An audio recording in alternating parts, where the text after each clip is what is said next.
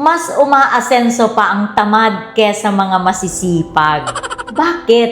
Dahil hindi lang sa pawis nakasalalay ang tagumpay, nasa strategy. Ang masipag, laging busy sa daming ginagawa. Pero ang tamad, nag-iisip kung paano hindi mapagod. They automate, they delegate, they strategize. Sa madaling sabi, ginagamit nila ang kanilang utak. Habang ang masisipag, tahimik lang sa gilid. Laging busy, pero hindi nakikita. Ang mga tamad ay maraming kinakausap, maraming koneksyon. Sila ang laging nasa radar. Sila ang napapansin. Tandaan, kung hindi ka nakikita't ang trabaho mo, ay sadyang makakalimutan ka.